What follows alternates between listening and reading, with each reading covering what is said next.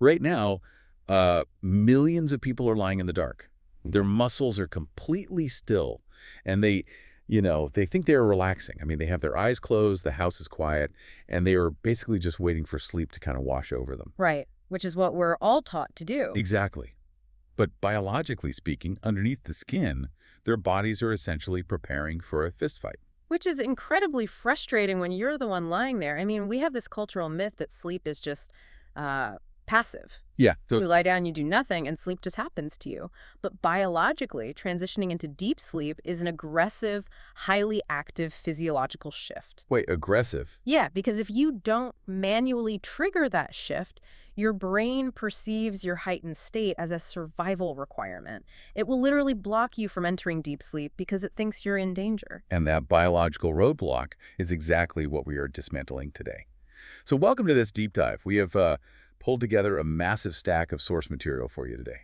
We really have. We're talking clinical sleep science articles, these really expensive wellness blogs, and this is the coolest part, millions of hours of biometric data logs from the OXYZEN Smart Ring. Yeah, the data on this is just wild. It really is. And our mission is to look at all this data and uncover exactly how you can actively transition your body from a stressed sympathetic state into a calm parasympathetic rest and digest state before bed. Right. Because doing this guarantees a dramatic improvement in your deep sleep quality tonight. Okay, let's unpack this. Because if falling asleep isn't just shutting down, what is it? Well, think of it as shifting gears in a manual transmission car while going downhill. Oh, I like that. Yeah, you can't just throw it into reverse and expect the car to stop. You have to actively downshift Right. to reach deep sleep, which is that really deeply restorative, slow wave phase of your sleep cycle.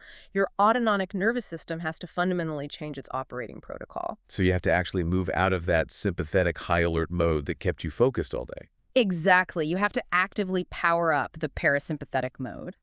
I've actually always thought of it kind of like a laptop that's been running heavy editing software all afternoon. Oh, yeah, that's a great analogy. Right, because the RAM is completely maxed out. You have like 50 browser tabs open. The internal fans are just roaring. And it's hot to the touch. Exactly. If you just slam the laptop lid shut and shove it in your backpack, it doesn't actually turn off. It stays hot, the battery drains, and the processor is still just grinding away in the dark. Yeah. To actually get it to power down, you have to actively close out those heavy applications first, just to let the motherboard cool off. That's a really great way to visualize it, honestly, because the physical heat is actually a major biological factor here. Really, like actual body heat. Absolutely. When we look at the clinical data, there are these specific physiological thresholds your body must cross to unlock the gates to deep sleep. Okay, what are they? Well, your heart rate has to drop, your breathing must deepen, abandoning those shallow chest breaths we take when we're stressed. Right, the anxiety breathing. Exactly. Your muscle tension must release. And, crucially, your core body temperature must plummet. Plummet. That's a strong word. But so, if temperature and heart rate are autonomic, meaning they just happen automatically, how can we possibly command them to shut down? I mean, I can't just tell my core temperature to drop 2 degrees. Well, you can't command the temperature directly, no, but you can manipulate your environment to basically force the body's hand. Okay, how does that work? As evening approaches, your circadian rhythm signals your body to shed heat. It does this by pushing blood flow out to your extremities, like your hands and feet, to act as biological radiators. That's why your feet sometimes feel really hot at night. Yes. But if your bedroom is too warm, that ambient heat prevents your body from venting its internal heat. Your core temperature stays elevated. And so the brain gets confused. Right. When your core stays hot, your brain assumes the sun is still up or that you're like physically exerting yourself. It just halts the transition to deep sleep completely. Which explains the incredibly specific numbers in the source material we looked at. I mean, sleep experts don't just say keep it cool. No, they are very specific. They specifically recommend dialing your bedroom temperature down to between 60 and 67 degrees Fahrenheit, which is about 15 to 19 degrees Celsius. Yeah, that's the magic window. Because that specific range creates the optimal thermal gradient for your body to dump that core heat. And the biometric data from the smart rings actually visualizes this. Oh, it's fascinating to look at. You can look at the graphs of your skin temperature fluctuations and literally see how a room sitting at 64 degrees accelerates the physiological cooldown. It drops you into deep sleep significantly faster than a room at, say, 72 degrees. It's pure thermodynamics applied to human biology.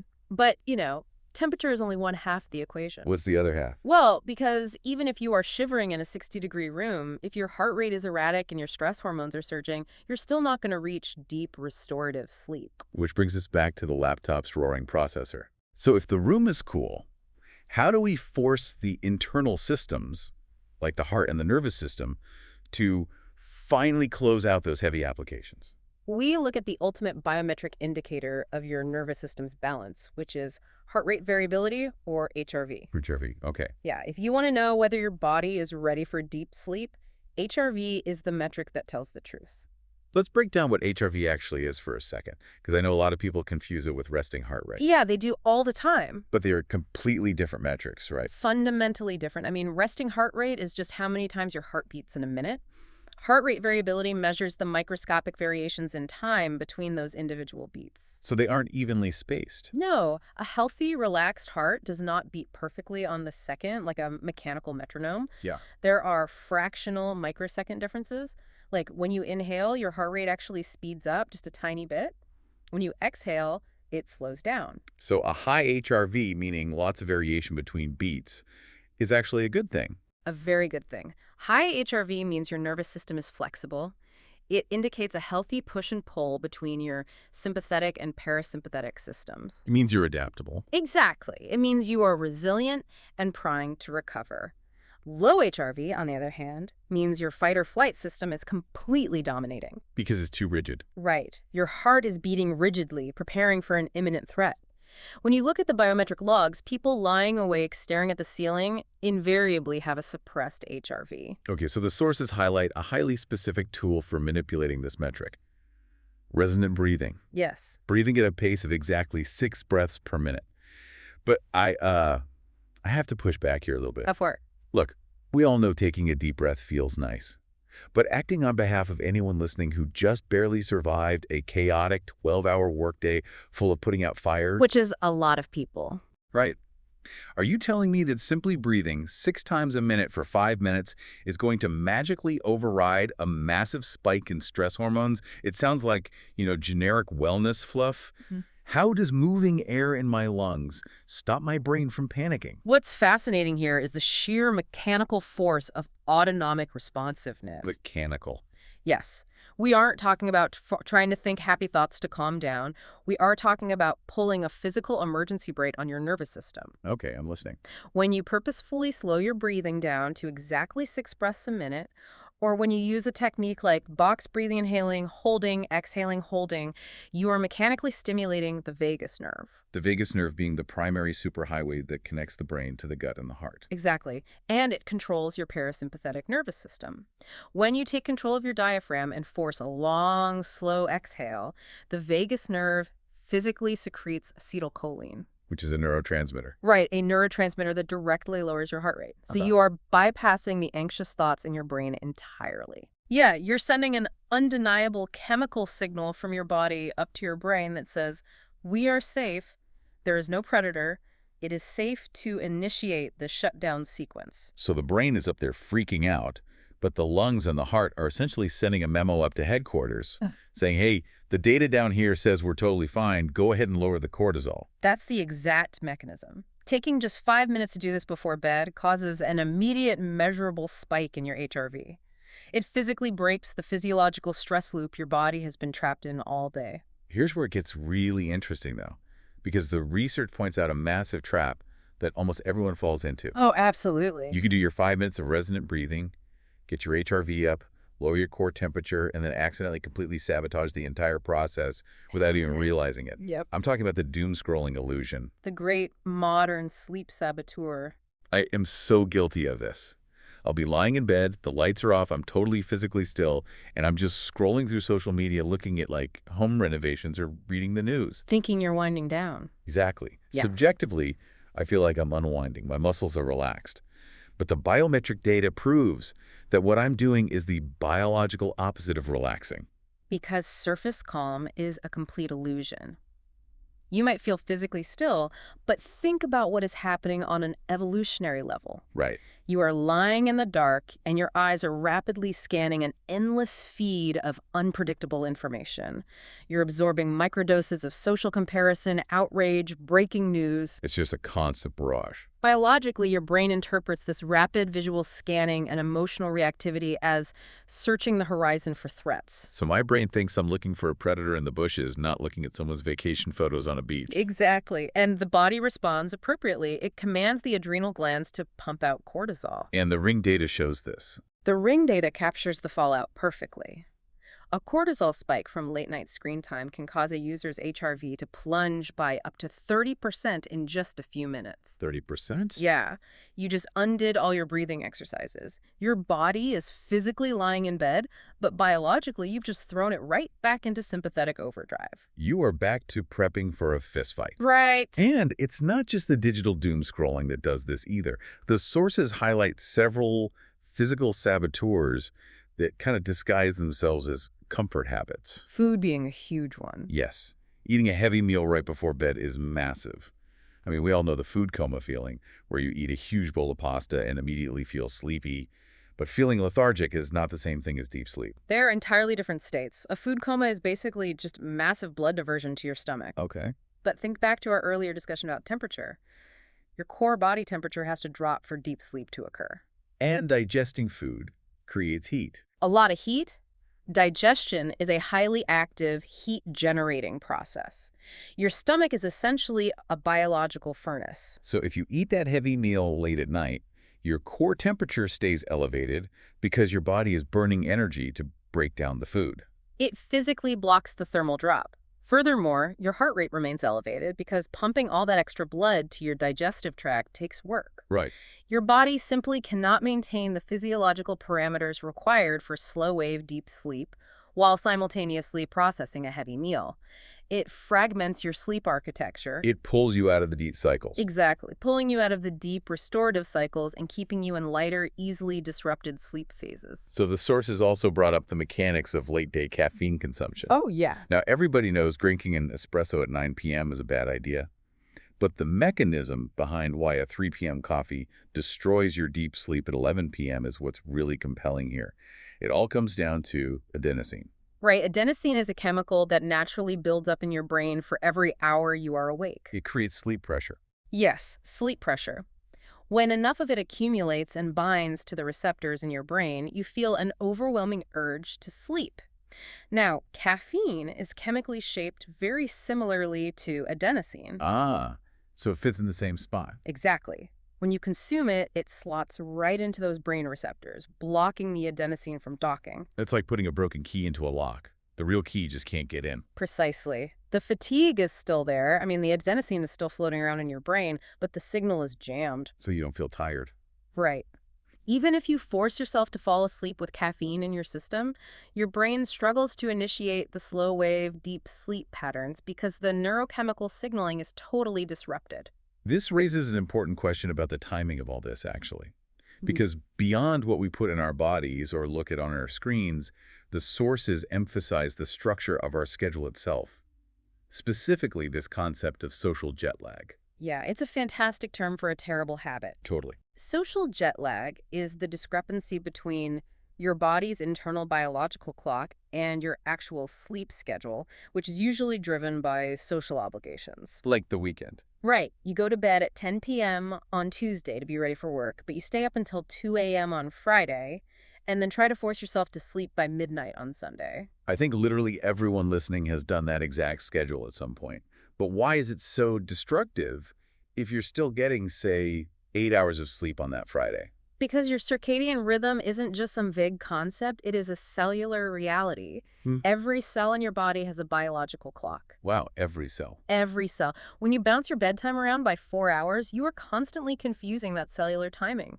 Your body literally doesn't know when to initiate the core temperature drop. Or the heart rate drop. Exactly. It doesn't know when to start decelerating your heart rate or releasing melatonin. It's like a symphony where half the orchestra shows up an hour late. I mean, the music is going to be a disaster. And the result is you lying awake, waiting for a transition that your body hasn't even begun to prepare for.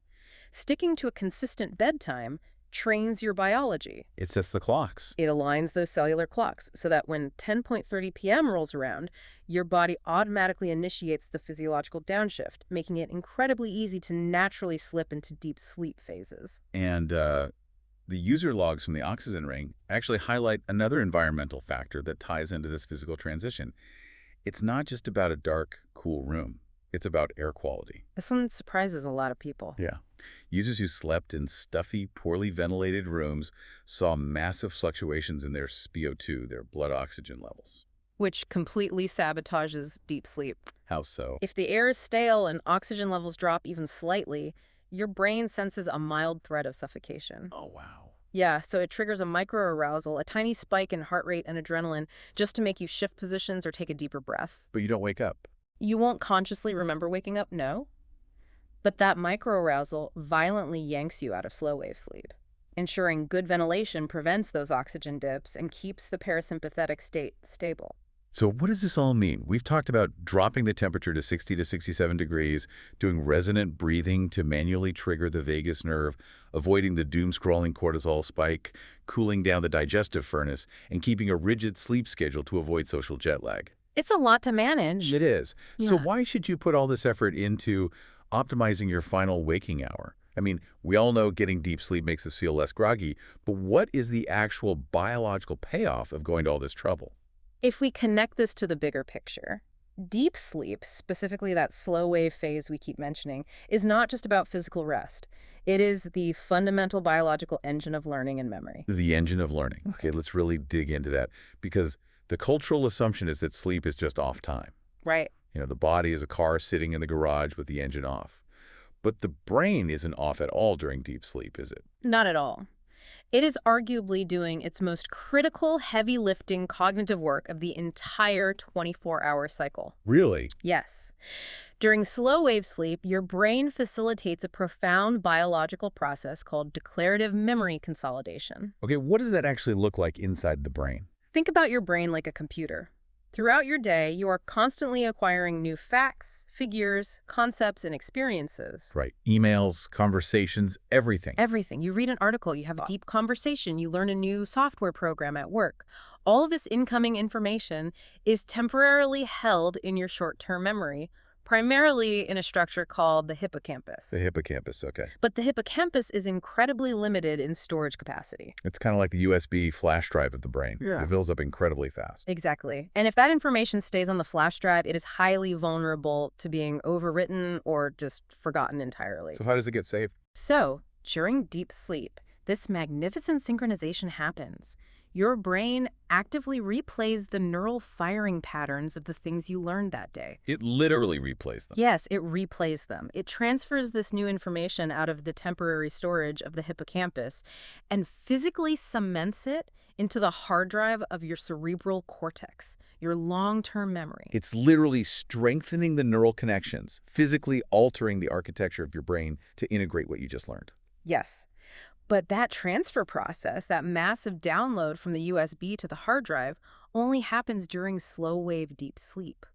Let's apply this to a real-world scenario then. Let's say you're a professional who just sat through an intense, highly technical strategy meeting. Or maybe you're a student who spent 6 hours studying for an exam. Right. You pushed your brain to its limits, absorbing all this material.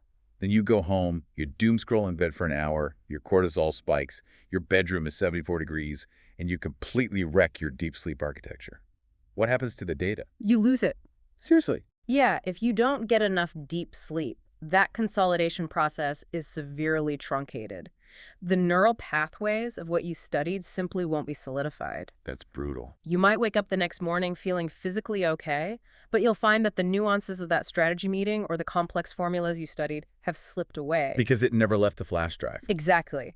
You have essentially forfeited a massive portion of the cognitive work you did that day because you didn't give your brain the biological environment it required to hit save. That is a staggering realization. Yeah. Deep sleep isn't the luxury for feeling refreshed.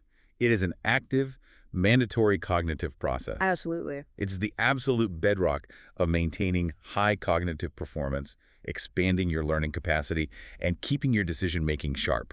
If you aren't actively managing your transition into deep sleep, You are actively degrading your own intelligence. It is literally the biological difference between just surviving your experiences and actually adapting, learning, and growing from them. So let's look at the actionable toolkit you can use tonight to guarantee you unlock this process. First, optimize the environment.